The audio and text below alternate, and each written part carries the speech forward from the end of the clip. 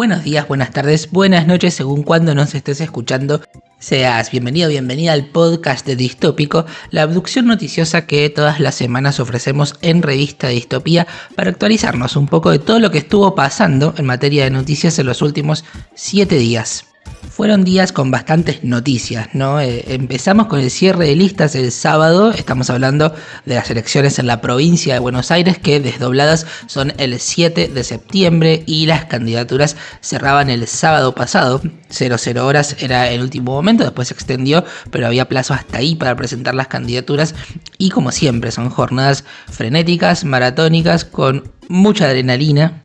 Y sobre todo las cosas que dejan mucho para contar, ¿no? Siempre hay contentos, discontentos, lastimados, heridos, ganadores y después depurando un panorama, ¿no? De qué es lo que los bonaerenses y las bonaerenses van a tener como opciones para votar. Así que vamos a estar comentando qué pasó en este cierre de listas, pero además tuvimos Derecha Fest, ¿no? Un evento lisérgico del mileísmo organizado por un medio que se llama La Derecha Diario, que reunió a gran parte del gabinete, al presidente de la nación, supuestos intelectuales mileístas, pastores evangélicos, hubo de todo en ese evento, que tuvo todas las características de los eventos de La Libertad Avanza, ¿no? Todo ese aura extraño, ¿no? Que siempre rodea estos eventos, así que también le vamos a dedicar unos minutos, además de las noticias habituales. Así que si te parece, ya mismo ponemos primera y empezamos con la información.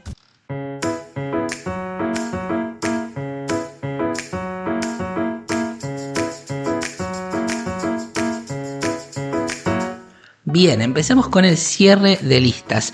Decíamos que las elecciones en provincia de Buenos Aires, extrañamente, esto no suele pasar, están desdobladas de la elección nacional, por lo cual el 7 de septiembre, dentro de un mes y 10 días más o menos, quienes habitamos la provincia de Buenos Aires estamos convocados a votar legisladores bonaerenses, tanto senadores como diputados, según la sección electoral, y también concejales y consejeros escolares para los municipios. Este sábado que pasó cerraba el plazo establecido por Justicia Electoral para presentar las candidaturas. Ya conocíamos los frentes, ¿no? Sabíamos que está el sector libertario con el PRO, por otro lado el peronismo agrupado en Fuerza Patria, por otro lado el radicalismo y el peronismo disidente, que formó una fuerza de tercera posición llamada Somos Buenos Aires, el Frente de Izquierda y después frentes menores. Esto lo sabíamos. Lo que cerraban ahora eran las candidaturas, ¿no? ¿Quién iba a encabezar cada una de esas listas en las secciones electorales para la legislatura bonaerense y a los consejos deliberantes? Incluso porque en el caso del conurbano hay municipios que son prácticamente una pequeña provincia, ¿no? Entonces el peronismo que busca sostener la provincia tenía que imprimir fuerza en esas candidaturas. Mucho drama en esa jornada frenética. En el medio parecía que Fuerza Patria se iba a desarmar, ¿no? Que el peronismo no iba a poder salir unido de esa jornada. Después, con 2 cortes de luz en Justicia Electoral, quizás algo pícaros, quizás ciertos, no lo sé, pero sí muy sugestivos, se extendió el plazo por un par de horas y Unión por la Patria, devenido en Fuerza Patria, finalmente tuvo sus listas de unidad. En el caso de La Libertad Avanza, la cosa también fue bastante álgida, porque había por lo menos 2 sectores en pugna, ¿no? El de Karina Milei por un lado y por otro lado las Fuerzas del Cielo de Santiago Caputo, ¿no? El triángulo son Javier Milei, Karina Milei y Santiago Caputo. Bueno, de este triángulo 2 patas estaban en pugna por los lugares en las listas, así que ahora vamos a desandar bastante estas listas, pero por un lado podemos decir que en el caso de los libertarios, el ala de Karina Milei salió triunfante y los trolls de Santiago Caputo salieron perdiendo. Y en el caso de Fuerza Patria, podemos decir que vuelven las testimoniales, ¿no? Muchos intendentes, muchos funcionarios van a encabezar sus listas porque, claro, al no tener arrastre nacional y querer sostener esos territorios relevantes, porque la provincia está gobernada por Kicillof, un peronista, se han visto en la obligación de generar listas potentes a como dé lugar. Con el tema de las PASO esto no pasaba tanto, el tema de las candidaturas testimoniales, es decir, gente que encabeza listas para después no asumir el rol para el cual se postularon, sino por su conocimiento o su imagen, solamente encabezar esa boleta, pero ahora volvieron, hubo varias candidaturas testimoniales confirmadas, hay que ver si asumen o no su rol, probablemente no lo digan en campaña, pero después lo sabremos. Ahora sí, vamos con el dramatismo de lo que sucedió. En el peronismo lo más interesante está en el conurbano, ¿no? Ahí están las famosas testimoniales. En la primera sección electoral hay un ministro provincial, ex ministro nacional, que es Gabriel Catopodis, que va a encabezar la lista. Hay que ver si después se va a la legislatura o sigue con su ministerio, ¿no? Que es más atractivo para él. En el caso de la tercera sección pasa lo mismo, pero nada menos que con la vicegobernadora Verónica Magario, es quien encabeza esa lista, así que tenemos dos figuras cercanas a Kicillof, testimoniales, que van a encabezar estas listas. Porque aquí estuvo el otro kit de la cuestión, ¿no? En principio toda la diferencia en Fuerza Patria tenía que ver con el kiciliofismo y el cristinismo, no la cámpora, entre Axel Kicillof y la expresidenta. Vemos que primera y tercera secciones, dos relevantes porciones del territorio bonaerense. El primer nombre es testimonial, pero responde a Axel Kicillof. En el caso de la tercera, debajo está Mayra Mendoza, también que es la intendenta de Quilmes. También hay que ver si después va a la legislatura, ella dice que sí, o si se queda en la intendencia. En el caso del oficialismo nacional de La Libertad Avanza, lo que pasó fue que la titular del partido, la presidenta del partido, Karina Milei, la hermana del presidente, y sus armadores se impusieron primero ante el PRO, ¿no? Karina Milei le gana la pulseada a Mauricio Macri, esto es así, y además dentro de los libertarios puros también le gana las Fuerzas del Cielo, ¿no? La agrupación del asesor Santiago Caputo. De todos modos, en esta unión entre el PRO y La Libertad Avanza, hubo intendentes que pegaban el portazo, hubo intendentes que finalmente van por otra fuerza y no van por PRO La Libertad Avanza. Y en el caso de las secciones más renombradas, la primera y la tercera, como te decía, en el caso de la tercera, que abarca La Matanza, encabeza la lista Maximiliano Bondarenko, que es concejal de Florencio Varela, ex policía de la provincia de Buenos Aires, nada menos. Y esta candidatura ya está haciendo un poco de ruido, después te cuento por qué. Por el lado de la primera sección, otro intendente, otra candidatura testimonial. El intendente de 3 de febrero, Diego Valenzuela, va a ser el que va a encabezar. Y como testimoniales hay en todos los partidos y en todas las secciones, Guillermo Montenegro, el intendente de General Pueyrredón, que incluye a Mar del Plata, va a encabezar la lista de la quinta. Obviamente a los intendentes les interesa tener consejos deliberantes dominados, ¿no? Con su poder territorial, por lo tanto se ponen al frente, ¿no? de estas batallas, y después hay que ver si son a la legislatura o si se quedan en sus territorios.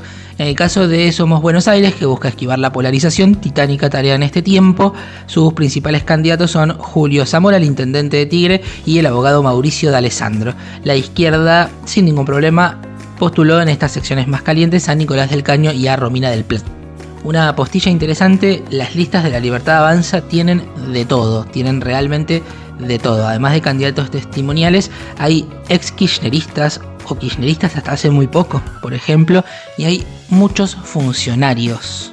Ellos, los que venían a terminar con la casta, terminaron poniendo a todos sus militantes en el ANSES, en el PAMI, etc. Y ahora los postulan a cargos. Así que vemos que la dinámica de la política sigue repitiéndose y, como siempre sostuvimos desde este espacio, el canto anticasta era solamente pirotecnia. Siempre les interesó tener la casta propia, más que terminar con la casta.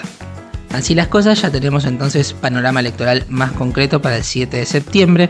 Después faltan las elecciones de octubre, ¿no? Que son al Congreso Nacional. Ahí va a haber otra historia, pero vayamos paso por paso. Una perlita, antes de pasar al siguiente tema. Creo que la palabra perlitas es medio de Susana Jiménez de los 90, ¿no? Pero bueno, ya la dije. En TN, en Todo Noticias, el programa de Jonathan Viale, estaban bastante preocupados porque en la provincia hay muchos electores extranjeros, ¿no? Y ahí tiene lugar este diálogo y le prestamos atención a Jonathan Viale y a otra periodista que habla, que es Liliana Franco. Blanca. 5 millones de electores tiene la tercera, de los cuales, escuchá este dato, 500.000 son extranjeros. No, y es... El 10% son extranjeros. La Matanza tiene 1.200.000 votantes, de los cuales el 14... Y la mayoría bolivianos. Mirá vos, la verdad que no Esperá, sabía. déjame que te sumo. 14% extranjeros y la mayoría bolivianos, acota Liliana Franco. La verdad es que al no ser un chiste se torna un poco espeso lo que dijeron. No sé, se ve que Liliana Franco preferiría que sean inmigrantes suecos, quizás, no sé, no tengo idea. La semana pasada la noticia distópica fue justamente sobre la cacería de inmigrantes en Murcia, en España, y dijimos que le prestemos atención a los discursos anti-inmigrantes que empiezan a suceder en nuestro país, ¿no? Aquí están. Todo esto va generando sentido y después tiene consecuencias en la praxis. Bien, cambiamos de tema, vamos a pasar a un evento muy lisérgico que fue la Derecha Fest, una especie de jornada de conferencias con referentes libertarios, con intelectuales que apoyan a Milei también con pastores evangélicos, por ejemplo, de los más extremos, ¿no? Hay que reconocer de todo entre el mundo de los evangélicos. Los pastores que disertaron ahí, la verdad es que tienen discursos bastante llamativos, ¿no? Bueno, este evento es organizado por La Derecha Diario, un diario digital que apoya a Milei. Hay muchos informes sobre cómo funciona La Derecha Diario por estos días. Recomiendo el artículo publicado en La Nación por Paz Rodríguez Niel al respecto, porque deja bastante claridad acerca de cómo operan este tipo de portales digitales y demás que viralizan fake news, que las potencian, etc. Bueno, la cosa es que la principal atracción del evento era el presidente de la nación, ¿no? Hubo discursos de referentes ultra de la Argentina. La invitación decía: odias a los cucas, odias a los periodistas ensobrados, llega el evento más antisurdo del mundo a Córdoba, porque fue en Córdoba el evento. Esto fue la convocatoria, ya a partir de ahí te das cuenta que nada bueno puede salir de ese evento. No solamente por su ideología, podrían tener la ideología que quieran, ¿no? En definitiva, pero eligen formularla desde un lugar de exterminio, de odio hacia el otro. Y como la performance es bastante lisérgico, ¿no? Bueno, ahí hubo un montón de discursos, fue un evento cerrado del cual demasiado no se viralizó. El valor de la entrada era de 35.000 pesos, mucha gente pagó esa plata para ver al presidente de la nación. Uno puede decir, bueno, no es tanta plata, pero pagan para ver al presidente. Aquí hay evidentemente una cuestión de intereses que debería ser contrapuesta, ¿no? Con el ejercicio de una función pública. No solo eso, se transportó el presidente y parte de su comitiva en aviones presidenciales del gobierno. Y para colmo pretendían que sea cerrado, ¿no? Que no tenga cobertura de los medios, o de algunos medios, ¿no? Que no se conozca. Y estaba yendo el presidente con parte de su gabinete y recursos públicos a ese evento en Córdoba, que además fue en un lugar cerrado, de difícil acceso, etcétera. Nunca visita, no sé, un comedor, una escuela, un hogar de ancianos. Nunca hace una visita social Javier Milei, pero sí va a este tipo de eventos, ¿no? Esta especie de misa libertaria le sirvió al gobierno para exponer, ¿no? La ruptura con Victoria Villarruel. Le llamaron a traidora, ¿no? También hablaron de la agenda de género, ¿no? Que a ellos les preocupa un montón. Rechazaron la interrupción voluntaria del embarazo. Hablaron del odio a los periodistas. Uno de los paneles se llamaba "No odiamos lo suficiente a los periodistas", ¿no? A Villarruel Milei la calificó de bruta traidora, habló de la próxima elección como una guerra, todo un discurso muy sereno, por suerte. Algo que se conoció acerca de este evento fue lo que vivió una periodista, Melissa Molina, una periodista de Página 12, a quien la identificaron, la sacaron del lugar para decirle que iban a averiguar sus datos y la terminaron echando, no le permitieron estar ahí. Supuestamente no iba a haber prensa, pero después vimos cobertura desde adentro de Infobae, de Clarín, de La Nación, de otros medios, ¿no? Evidentemente algunas coberturas sí les interesaban, o querían que estén, o las dejaron pasar. Pero lo que le pasó a Melissa Molina y cómo cuenta que sucedió los hechos es algo que empieza a resonar bastante preocupante, ¿no? Vamos a escuchar un fragmento de una entrevista que dio Melissa Molina, Radio Con Voz, por estos días, y ella ahí cuenta cómo fue que la identificaron, la sacaron y finalmente no le permitieron participar de este evento. Bueno, antes de que ingrese el presidente, ingresaron Daniel Parisini, alias El Gordo Dan, con Márquez y también con Nicolás Márquez, el abogado que es biógrafo de Milei, y también con Agustín Laje, que es quien lidera, ¿no? la Fundación Faro y también estos eventos de la extrema derecha. Cuando ingresan ellos, viene alguien de Casa Militar a decirme que por favor me retire porque se habían enterado que yo estaba ahí desde Buenos Aires y que habían pedido que Página 12 no esté adentro del... Desde Buenos Aires. Sí, efectivamente me reconoció la gente de Casa Militar porque yo trabajo todos los días en la Casa de Gobierno, estoy acreditada ahí hace 5 años, me ven todos los días pasillar, me ven trabajar en la Casa de Gobierno. Sí, y entonces, bueno, me sacan y me dicen que en realidad, engañada, ¿no? Porque me dicen que era para chequear mis datos, de que yo era periodista, y que, bueno, de que si estaba anotado registrado. Yo les conté que sí, que me había registrado también por las dudas como periodista. Me piden que me vaya afuera, o sea, me sacan del salón y me empiezan a hacer caminar, ¿no? En un lugar, además, te digo, ¿no? O sea, no es por hacerme la víctima, ni mucho menos, pero era un lugar a las afueras de Córdoba, es un hotel que está cerca del aeropuerto, con un estacionamiento medio descampado, era de noche, hacía frío, estaba sola, o sea, como una situación bastante incómoda. Y esta persona, que ya no era de Casa Militar, sino una seguridad del evento, me hace ir, y en un momento me dice, bueno, vení, ¿vos cómo llegaste hasta acá? Y yo le digo, ¿qué importa cómo llegué hasta acá? No sé, en taxi. Me dice, bueno, vas a tener acá tus datos, me saca con una lista y me dice, efectivamente estás acá. Yo aparecía como acreditada. Entonces me dan una pulsera y cuando quiero volver a ingresar, digamos, al evento, no me dejan. O sea, personal de Casa Militar y seguridad privada del evento ponen una valla y me dicen, vos no pasás. Bien, escucharon la cronología, ¿no? Llegan funcionarios, la identifican, la sacan a un lugar sin decirle para qué, un lugar que ella describe como raro, le hacen preguntas acerca de cómo llegó, le dicen que está identificada desde Casa Militar, por donde trabaja ella, la identificaron por su cara, chequean que está acreditada, que no era enviada de prensa, sino acreditada por su cuenta para cubrir el evento, ¿no? Pero acreditada, había pagado su entrada y cuando va a pasar la valla, finalmente no puede pasar. Metodología extraña, ¿no? Además de coordinación entre la seguridad de un evento privado, ¿no? Que era supuestamente de la derecha fest, a pesar de que estaba el presidente, y funcionarios públicos, ¿no? De Casa de Gobierno. Cuando le preguntan por esto a Manuel Adorni, él dice que era un evento privado. Bueno, por lo que cuenta Melissa, está todo bastante mezclado, ¿no? En ese evento, y por otro lado usaron recursos públicos para asistir, ¿no? Para poder viajar a ese lugar, evidentemente. Bien, un último comentario acerca de la derecha fest. Hubo un contraevento, ¿no? Que respondió a esta convocatoria de ultraderecha. Se llamó Pueblada Fest, organizada por una organización que se llama Milei Puliadazo, y dicen quienes sacan cuentas que convocó más gente que el evento de Milei. Bien, tercera noticia de las que más se habló por esta semana, y después vamos al pequeño corte que habitualmente hacemos.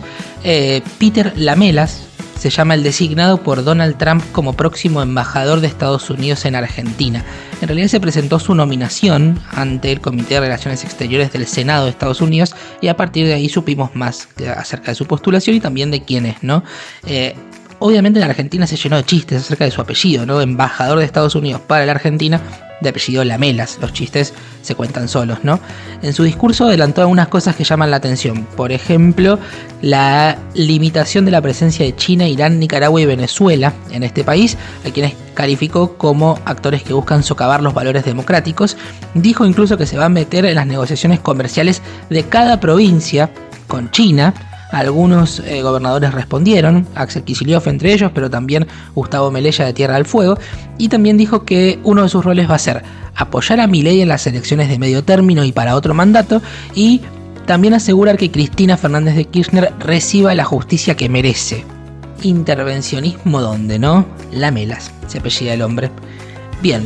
En un ratito volvemos con la información, vamos ahora con el pequeño corte que habitualmente hacemos en este punto. Aquí yo te recuerdo que este podcast es parte de la oferta de Revista Distopía, un medio 100% autogestivo.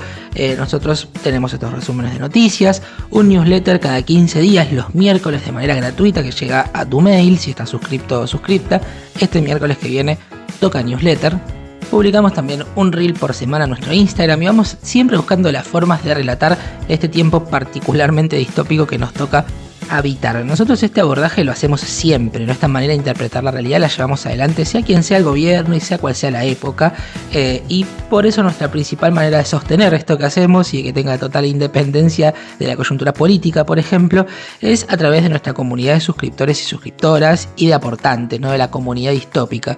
Así que si a vos te interesa esto que hacemos, si te parece importante que exista este relato acerca de la realidad, si te acompañamos, si te ayudamos a interpretar algo de lo que sucede, si te ayudamos a hacerte preguntas o a respondértelas, podés aportarnos para que sigamos haciéndolo.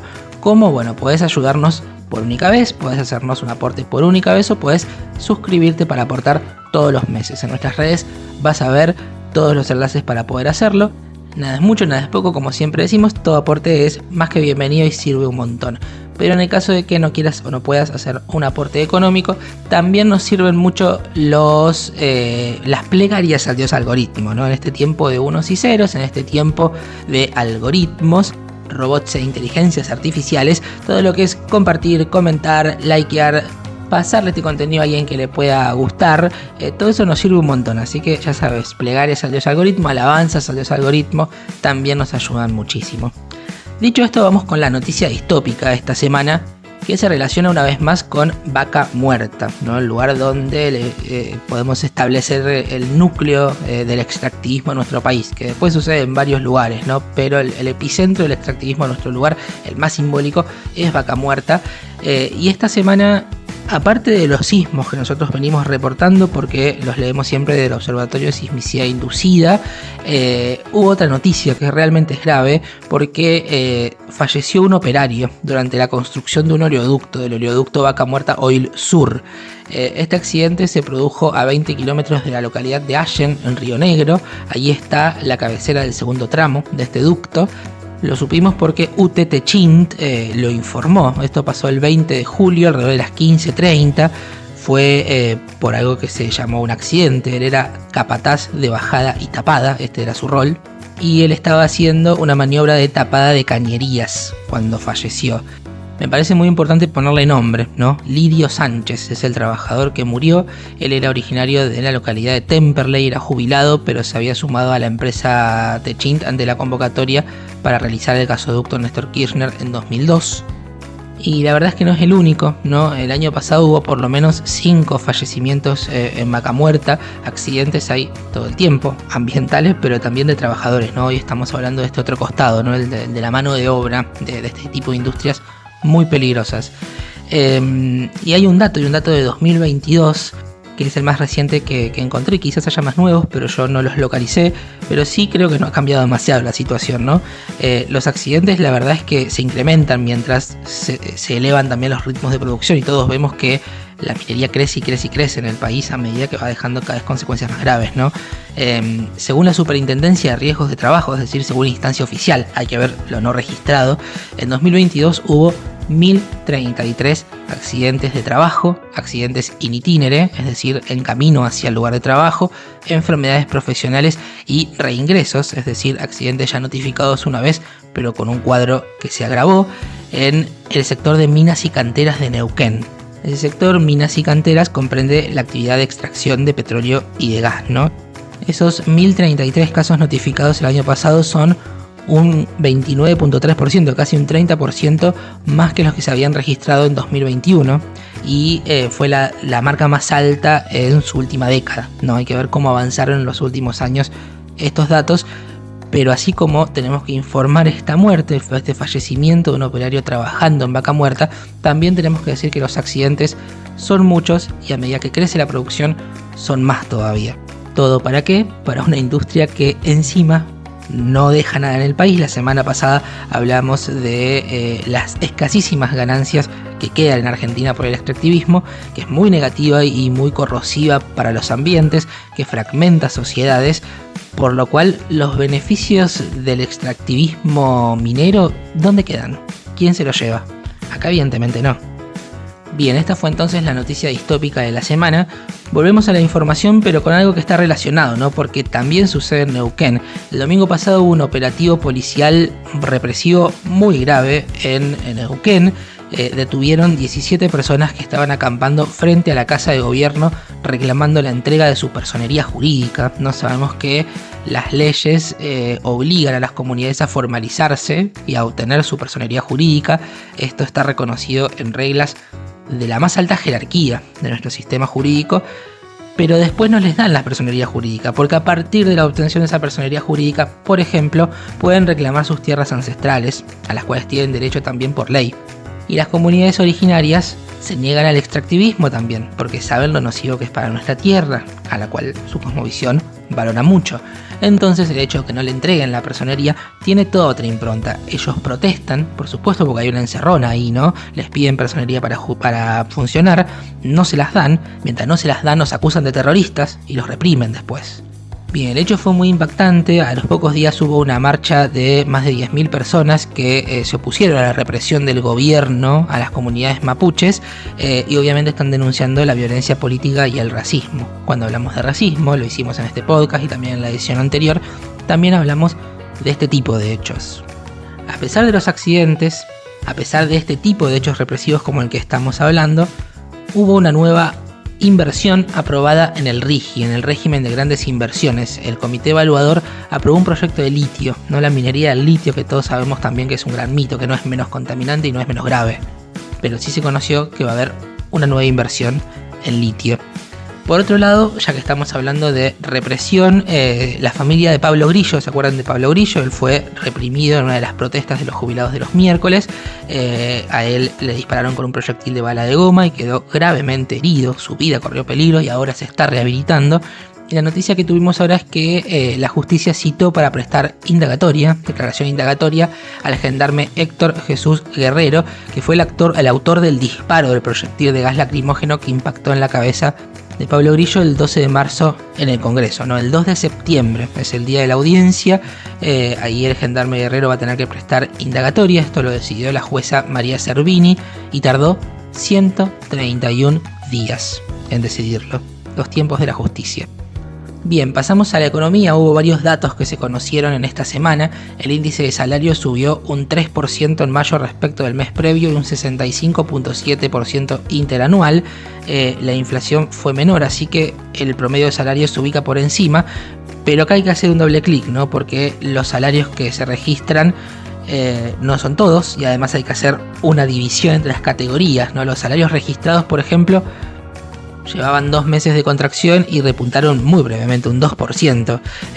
Por otro lado, el trabajo no privado subió un 5.6%, pero la medición no es representativa, ¿no? Por cómo cambió el modelo de trabajo. Y por otro lado, si aumentan los salarios, pero aumenta el costo de vida, por ejemplo en costos fijos, la verdad es que el salario sigue quedando atrás, ¿no? Creo que la sensación en este momento es que lo que cae no es tanto el salario, la inflación no es tan alta, pero sube el costo de vida, ¿no?